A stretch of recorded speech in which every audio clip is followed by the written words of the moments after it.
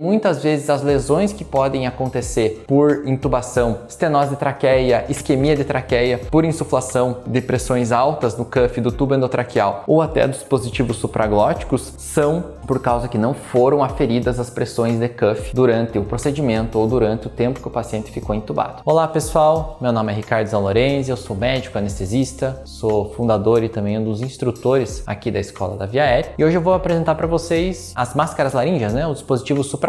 Vocês vão conseguir conhecer as diferenças deles e até saber selecionar e a maneira de utilizar de maneira mais correta. Então pessoal, essa daqui é a LariSeal Clear, é uma máscara laríngea de primeira geração, uma máscara laríngea da FlexiCare. A gente vê que ela tem um cuff aqui que é anatômico. Esse diâmetro do tubo é mais ou menos de 10 milímetros. Então ele equivale, quando você está ventilando um paciente com isso aqui, como se fosse um tubo 10. Ou seja, a resistência à passagem do ar aqui é muito menor. E aí a gente consegue trabalhar até com tempos expiratórios menores na nossa ventilação, ganhando assim um pouco de volume. E aí a gente vê aqui as recomendações de insuflação, as recomendações de inserção por peso aqui. Então pessoal, quando a gente insufla essa máscara aqui, a ideia é que a gente vede a região em volta do seio piriforme e aí quando eu estou ventilando meu paciente aqui, esse ar não vai nem para fora, nem para cima na região da orofaringe, nem para baixo pro esôfago, que é para onde a gente não quer que ele vá. Quando eu insiro a minha máscara, eu acoplei ela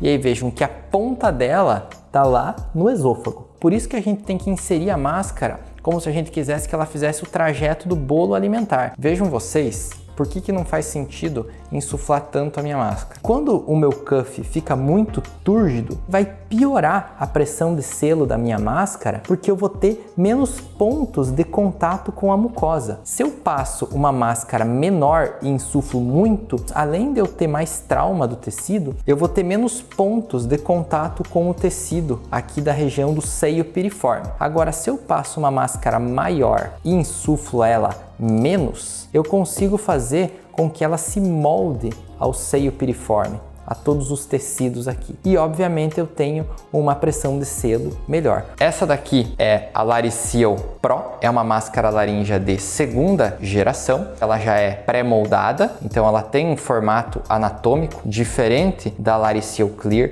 Elas têm formatos diferentes. Vejam vocês que ela tem um bite block, que bloqueia que o paciente morda, diferente dessa máscara aqui, que o paciente pode morder eventualmente e bloquear o fluxo de ar. A gente tem um orifício, além do orifício para a ventilação, um orifício esofágico, que sai na ponta dela, que é para aspiração esofágica e drenagem esofágica, o que caracteriza ela um dispositivo de segunda geração. É um canal bem calibroso, o que é bem bom, porque a gente consegue aspirar secreções mais grossas e também evitar uma possível regurgitação que esse líquido em grandes quantidades acabe indo para a região da glota e para o pulmão. A gente tem a possibilidade de intubar por dentro dessa máscara, ou seja, a gente consegue passar por aqui um tubo de diâmetro externo menor do que 8 milímetros e aí a gente tem alguns recursos aqui para que esse tubo consiga também atingir a via aérea. A gente tem uma barra elevadora da epiglote e uma outra barrinha de plástico aqui que ela vai elevar a passagem do tubo, facilitando que ele entre na glote, caso a gente queira intubar por dentro dessa máscara. Então vejam que a ponta dela fica lá no esôfago. Então se essa epiglote fosse muito grande e caísse aqui na frente, essa barrinha elevadora ia evitar que a nossa epiglote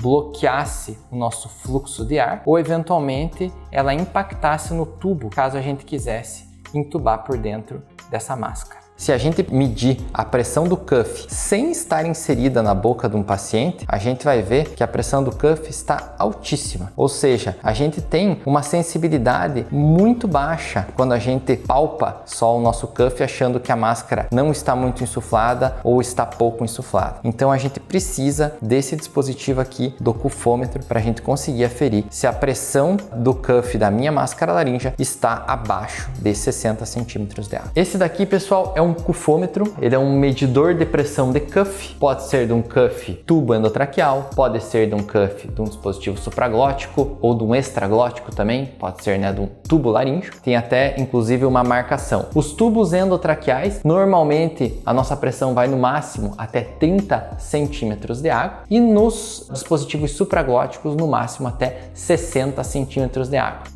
Então a gente vê que aqui a gente está com uma pressão acima do recomendado e o que a gente tinha que fazer na máscara laríngea é estar numa pressão dentro dessa faixa aí de no máximo 60 centímetros de água no caso de uma máscara laríngea.